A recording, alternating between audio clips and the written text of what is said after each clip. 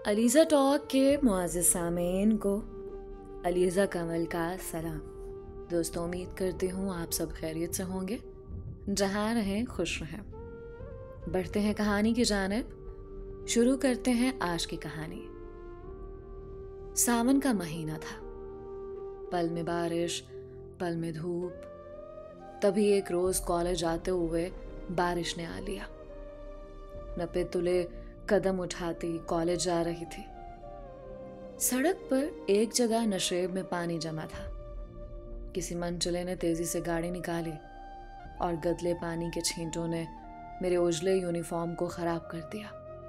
घबरा कर मुड़ी तो पाँव उलट गया और मैं पूरी की पूरी उसी गदले पानी में जा पड़ी। कार तो फराटे भरती निकल गई, लेकिन एक नौजवान जो उस कार के पीछे आ रहा था, उसने अपनी बाइक रोक ली और आगे बढ़कर मुझको उठने में सहारा दिया। किताबें पानी में जा पड़ी थी, उनको चुनकर उठाया। खिफत से अपनी चोट भूल चुके थे। उसने पूछा, आप ठीक तो हैं? चल सकती हैं? आपने जाना कहाँ है? पहले तो कॉलेज जा रही थी, लेकिन अब मैंने रूहानसी होकर अपने यूनिफॉर्म को देखा, जो बारिश के पानी से बेइंतहा खराब हो चुका था। अगर बुरा ना माने तो आपके घर तक ड्रॉप कर दूं? मुझे लंगड़ाते देखकर वो बोला। वाकई मुझसे चला ना जा रहा था। मुझे रिक्शा ला दे, खुद चली जाऊंगी। उसने अपनी मोटर बाइक फुटपाथ पर एक दुकान के छज्जे के नीचे खड़ी कर दी और मेरे लिए रिक्शा लेने चला गया। मैं उसकी बाइक के पास खड़ी थी। 10 मिनट बाद वो रिक्शा ले आया।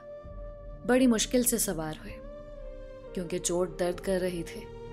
घर पहुंची तो वालिदा ने कहा, खैरियत है?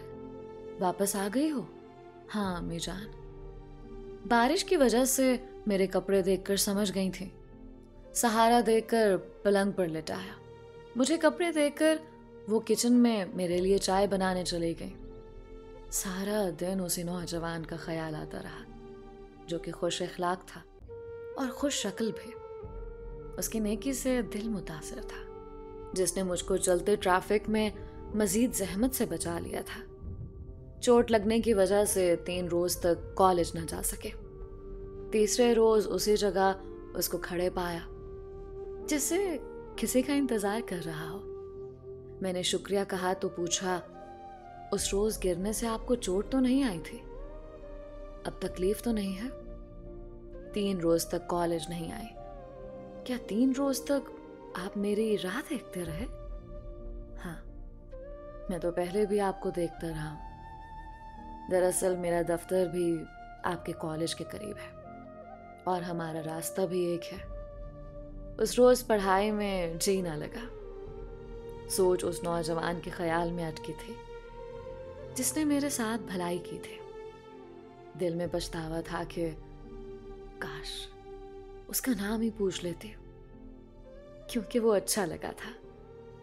खुदा की करनी उन्हीं दिनों वालिद साहब का तबादला हो गया और हमको वो शहर छोड़ना पड़ा। तबादले के बाद सामान की पैकिंग, फिर नई जगह, नए घर में शिफ्टिंग।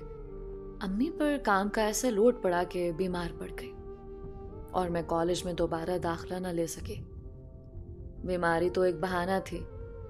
उनके अंदर शायद पहले से ही किसी मर्ज ने जकड़ पकड़ रखी थी। जो ही काम का बोझ पड़ा, मर्ज जाहिर हुआ और रफ्ता रफ्ता बिलाखिर वो एक रोज हमसे मुंह ही मोड़ गई। हम पर कयामत टूट पड़ी थी। जीना और सांस लेना भी उनके बिना मुहाल लगने लगा। अब कॉलेज कैसे जा सकती थी? फौरी तौर पर घर संभालना था। छोटे दोनों बहन और भाई स्कूल जाते थे। जब कभी फुर्सत मिलती, उसी नौजवान का ख्याल आता, जो बारिश वाले दिन मेरे लिए रिक्शा लाया था। दिल में कसक सी होती थी। सोचती थी कि ऐ काश एक बार फिर मिल लूं, उसका नाम पूछ लूं। मगर हम तो वो शहर ही छोड़ आए थे, लिहाजा दोबारा उससे मिल ना सके। और ना ही राब्ता हो पाया, क्योंकि मेरे पास उसका कोई पता ना था। अम्मी की वफात को 3 बरस गुजर चुके थे। छोटी बहन ने मैट्रिक कर लिया तो अब्बू को मेरी शादी की फिक्र हो गई। कुछ रिश्ते आए भी तो उनको पसंद ना आए। एक रोज खाला लाहौर से पिंडी आई। उन्होंने एक रिश्ता वालिद साहब को बताया कि लड़का बैरून मुल्क काम करता है। लड़की का निकाह टेलीफोन पर कबूल हो तो ये रिश्ता बहुत अच्छा है। ये हमारे खालू के रिश्तेदार थे, तभी खाला ने उस रिश्ते की जमानत दी थी। वालिद साहब ने तस्वीर देखी, तफसीलात हासिल की और रिश्ता कबूल कर लिया। यूं मेरा निकाह टेलीफोन पर हो गया। निकाह के बाद मुझे बैरून मुल्क जाने के लिए 1.5 बरस इंतज़ार करना पड़ा। बिलाखिर उन्होंने मेरा वीज़ा भिजवा दिया और मैं अकेली ही रवाना कर दी गई। शादी का हंगामा और ना ढोल शहनाया बजे। शायद कि ऐसी ही रुखसती मेरी तकदीर में थी। जब एयरपोर्ट पर उतरी, इरफान की तस्वीर हाथ में थे, लेकिन उनको पहचानती ना थी।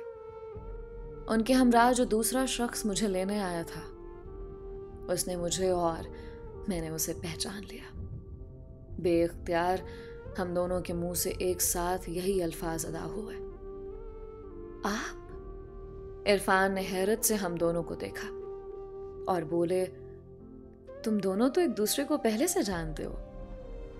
हम यूं ही परेशान थे। ये दूसरा शख्स इरफान का छोटा भाई फुरकान था, वही नौजवान जो बरसात के दिन मिला था और मेरे लिए रिक्शा लाया था, जिसको दोबारा देखने की आरज़ू दिल में कसक पैदा करती थी। और आज दुआ कबूल हुई भी तो किस मोड़ पर, किस रिश्ते से कि मैं उसकी भाभी और वो मेरा देवर।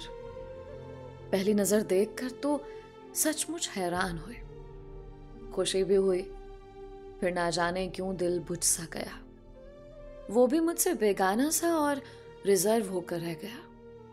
जो सवालात एयरपोर्ट पर जहन में उठे थे, घर पहुंचकर उनका जवाब मिल गया, ये कि वो इरफान का छोटा भाई है। एफएससी के बाद पढ़ाई छोड़कर कोई डिप्लोमा किया और फिर इरफान साहब ने उसको अपने पास बुलवा लिया। अब वो बड़े भाई के साथ रहता था। देवर के रिश्ते को मानते हुए मैंने उसी वक्त माजी की आरजू को अपने सीने में दफन करने का तहैया कर लिया, क्योंकि अब मैं इरफान की मनगूहा थी। लेकिन पहले ही दिन मेरे अहद करने के बावजूद शौहर के दिल में शक पड़ गया कि हम दोनों क्यों कर एक दूसरे को जानते हैं। तब हमने बात बना दी। उनका दिल मुतमईन न कर सके, अगरचे फुरकान ने उस रोज के बाद बिला जरूरत कलाम तर्क कर दिया था। मुझसे कतराने लगा, लेकिन मेरे सरताज के दिल के वसवसे ना गए और वो चुप चुप से रहने लगे। आखिर एक दिन उन्होंने पूछ ही लिया कि तुम शादी से पहले किसी से प्यार तो ना करती थी, किसी से मिलती तो ना थे? मैंने कहा, हरगिज नहीं। सोचा कि शायद फुरकान ने अपने भाई को मेरे बारे में कुछ बता दिया। तभी मैंने उनको मुतमईन करने की खातिर बता दिया कि एक रोज जबकि सुबह सवेरे कॉलेज आने को घर से चली थी, अचानक बरसात होने लगी और सड़क पर एक जगह नशेबी में कुछ पानी जमा हो गया। उधर से गुजरते हुए कार ने टक्कर मारने की कोशिश की और मैं गिर गई। चोट तो मामूली आई, मगर उस वक्त कीचड़ में गिर जाने से भीग गए। एक नौजवान ने रिक्शा ला कर दिया और मैं घर वापस चली गई। वो नौजवान तुम्हारा भाई फुरकान था। वो बोले, अगर ऐसी बात थी तो पहले ही रोज तुमने मुझे ये सारा किस्सा क्यों ना सुनाया और बात को गोल मोल कर गए, इसलिए कि आप मजीद शक ना करें। बात इससे ज्यादा कुछ नहीं है। क्या तुम लोग दोबारा कभी नहीं मिले? मैंने कहा, नहीं। कसम खाओ। मेरे सर पर हाथ रखकर कसम खाओ। तभी मैं हिचकिचाई तो उन्होंने इस बात का एक और गलत मतलब ले लिया। उनका दिल घट गया, मगर खामोश हो गए, जैसे किसी मसलहत से काम ले रहे हो। अब उनका रवैया मेरे साथ सर्द महरी और बेदिली का सा रहने लगा। ये बात बहुत तकलीफ देती थी। चाहती थी कि किसी तरह उनका दिल मेरी तरफ से साफ हो जाए, क्योंकि मेरा फुरकान के साथ कोई ऐसा मामला ना रहा था कि किसी को कोई एतराज होता। हकीकतन बस 2-4 बार रास्ते में मिले थे और कुछ खास बात न थी। मुझे तो उसका नाम तक मालूम न था। किसी बुराई में पड़ना तो दूर की बात थी। जब गलत फहमी दिल में जन्म ले लेती है तो फिर उसे दूर करना लाजिम हो जाता है, वरना कौन किसे समझा सकता है। मगर मैं शौहर की मायनी खेज खामोशी का जवाब खामोशी से दे रही थी। अज खुद अपनी सफाई पेश करने से जी डरता था। जानती थी कि एक नामालूम अंदेशे की बिना पर मेरे शौहर ख्वाम खा शक का शिकार है, और वो भी एक मुकद्दस रिश्ते के बारे में। ये सूरत हाल किसी के लिए भी ज्यादा अरसे तक नाकाबिले बर्दाश्त थे। तभी एक रोज मैंने फुरकान से कहा, तुम कहीं चले जाओ, खुदारा कोई और नौकरी तलाश कर लेना, ताकि मेरा घर तबाह होने से बच जाए और तुम्हारे भाई को भी सुकून मिल जाए। उसने ऐसा ही किया। एक दिन वो अपने भाई को खुदा हाफिज कहे बगैर चला गया।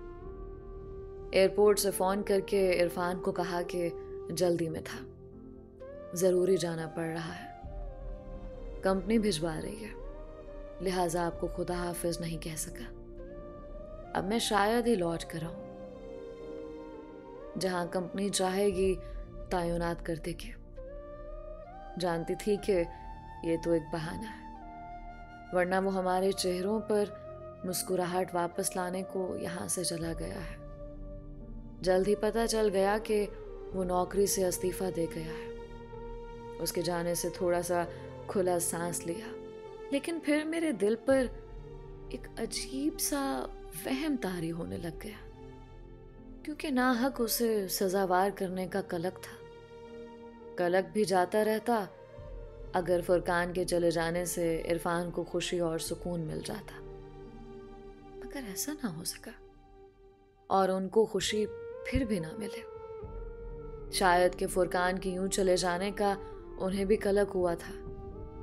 आखिरकार एक रोज उन्होंने मुझसे पूछ ही लिया, सच बता दो, क्या तुम शादी से पहले फुरकान से मिला करते थे? क्या तुम दोनों के दरमियान मोहब्बत का रिश्ता था?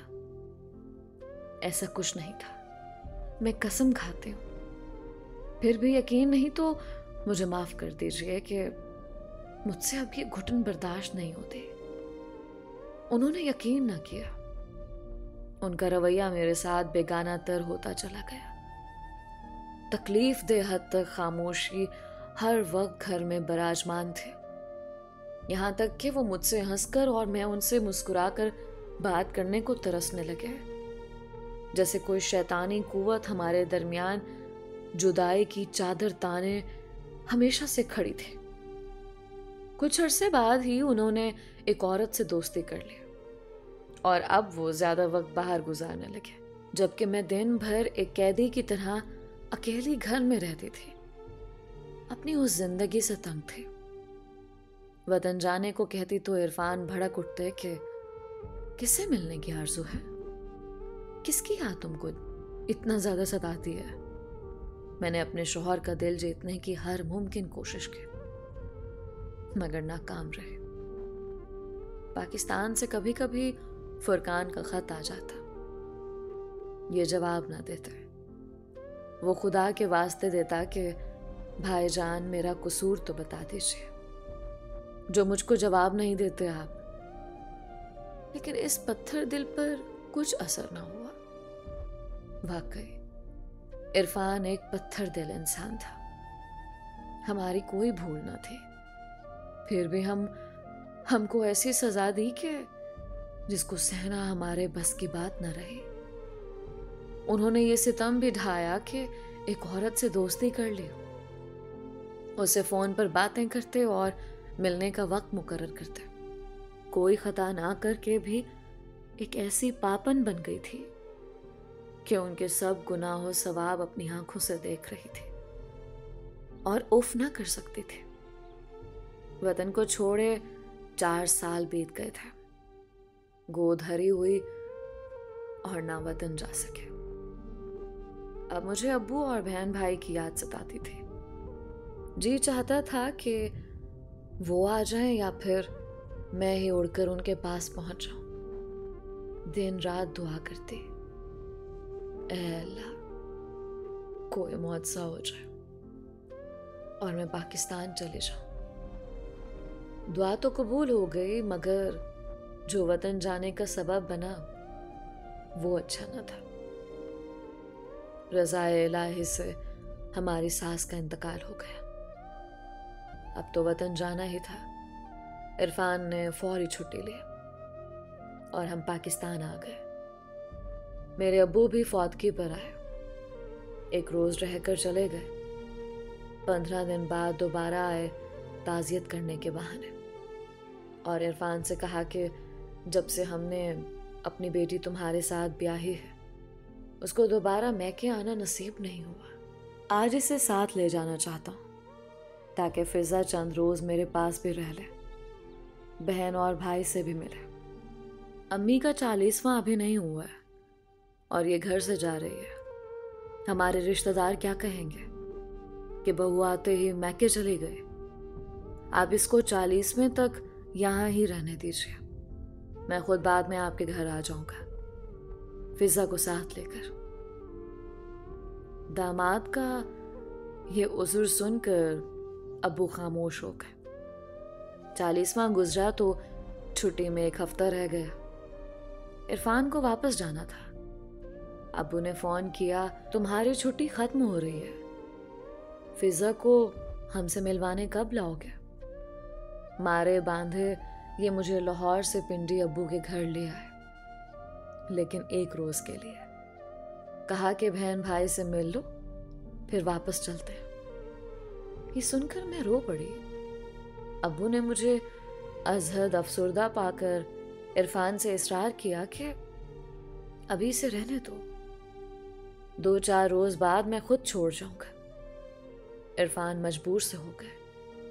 अब्बू के तेवर कड़े देखकर दम न मार सके, लेकिन जाते हुए तन्हाई में बोले, देखो ये मामला उलझ जाएगा। अगर अभी तुम मेरे साथ ना चली, जान लो कि फिर मैं कभी तुमको लेने नहीं आऊंगा। इस ख्याल से कि ये भी ना आए, अब मुझे ससुराल पहुंचा देंगे। मैंने कहा जो भी हो, अभी तो मैं मैके में 2-4 दिन रहूंगी। बहन और भाई से अरसे की जुदाई है, जी भर के बातें भी नहीं कर सके। सोच लो, अगर मामला संजीदा हो गया तो फिर मत पछताना। आपकी बात का मतलब मैं समझी नहीं हूं। जानता हूं मेरे बगैर रुकना चाहती हो।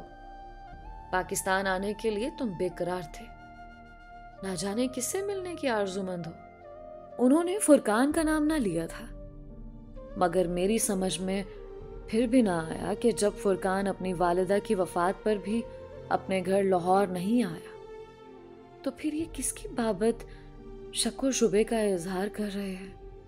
इरफान ने इन 5 बरसों में मुझे इस कदर अजियत दी थी कि बेख्तियार मुंह से निकला, जो होना है हो जाए, अब मुझे परवाह नहीं है।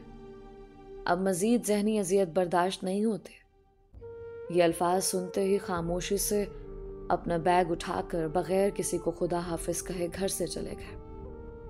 अगले रोज उन्होंने दयारे गैर वापसी के लिए पर तोले और फिर बगैर हमको इतला किए वतन से रवाना हो गए, जैसे कि मुझको छोड़ने का बहाना ढूंढ रहे थे। 4 दिन बाद मैंने अब्बू से कहा, मुझे घर छोड़ने चलिए। वो बोले, अरे भाई 1 हफ्ता पूरा तो रहो, मैं इरफान से बात कर लेता हूँ। अब्बू ने फोन मिलाया, हमारे ससुर साहब ने उठाया। और बताया कि इरफान वापस चला गया है। ये सुनकर वालिद साहब परेशान हो गए। मुझसे सवाल किया, आखिर उसने ऐसा क्यों किया?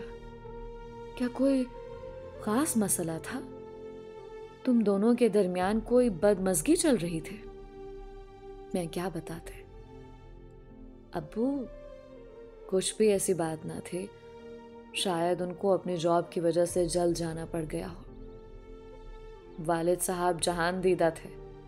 इरफान का रवैया, मेरा खौफ, जर्द चेहरा और मेरी गिरती सेहत इस बात की चुगली खा रही थी कि कोई संगीन बात है जो मैं उनसे छुपा रही हूं। देखो बेटे, मुझसे कुछ मत छुपाओ और हर बात सच सच बता दो। इसी में तुम्हारी बेहतरी है। अब्बू को मैंने बता दिया कि इरफान शक्की मिजाज है और वो मुझ पर शक व शुबा रखते हैं कि हालांकि ऐसी कोई बात ही नहीं है। वालिद ने ज्यादा कुरेदना मुनासिब न समझा। वो मुझको मजीद परेशान नहीं करना चाहते थे। तभी उन्होंने इरफान को फोन किया। इरफान ने भी अपने जहन के अंदरूनी खलफशार के बारे में रोशनी न डाली।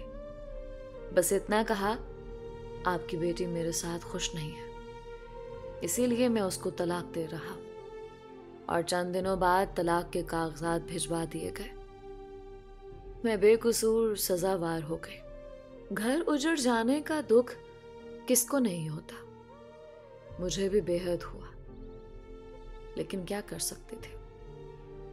शायद कि ये मेरी तकदीर का लिखा था जो पूरा होकर रहा।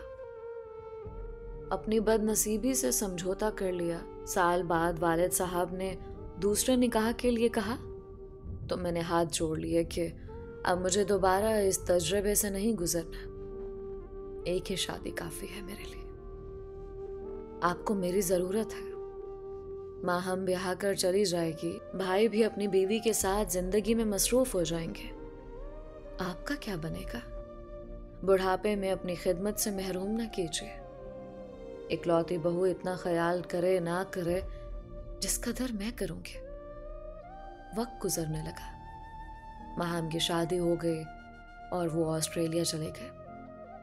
मेरा भाई भी अब शादीशुदा था। कुछ अरसे बाद वो अपनी बीवी के हमरा सऊदी अरब चला गया। घर में अब्बू और मैं रह गए। अब्बू बीमार रहने लगे थे।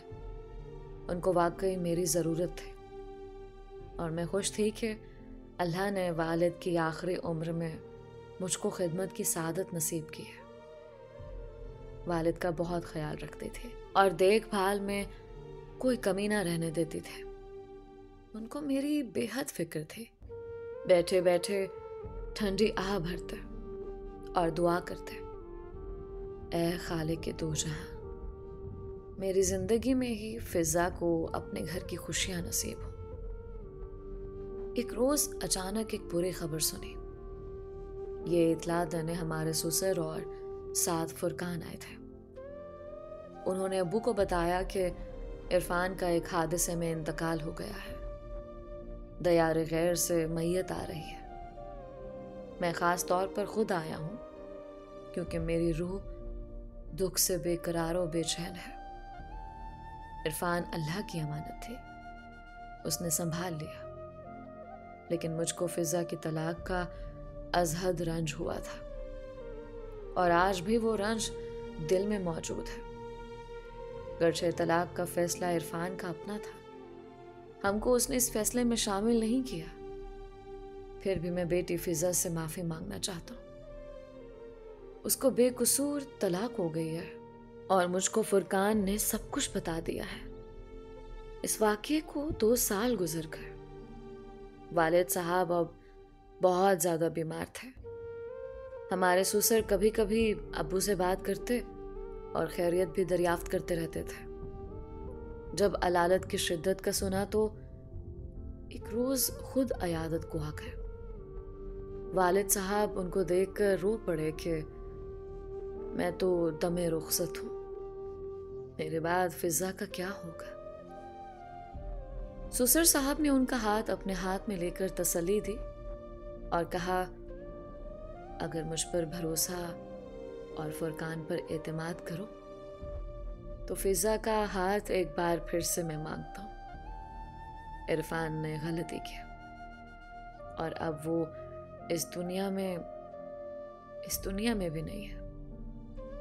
फिजा को बेटी बनाया था, आज भी मेरी बेटी है। वालिद साहब ने भी मुल्तजी निगाहों से मेरी जानिब देखा, जैसे कहते हो बेटी मुझ पर रहम खाकर ही इस फैसले को कबूल कर लो कि यही तुम्हारे हक में अच्छा है और मैं भी सुकून से मर सकूंगा। सुसर साहब ने भी मुझसे इस्तदा की कि बेटी अब तो फैसला तुम्हारे अपने इख्तियार में है, ये तुम्हारे हक में बेहतर है। फुरकान ने भी अभी तक शादी नहीं की है, तुम एक बार फिर हमारे घर की रौनक बन सकती हो। कहा गया है कि बाप की दुआ कबूल होती है और बीमार की भी, और उस शख्स की भी जो जिंदगी की आखिरी सांसें ले रहा हो। अपने वालिद की हालत देखते हुए मुझे इनकार की जुर्रत ना हुई।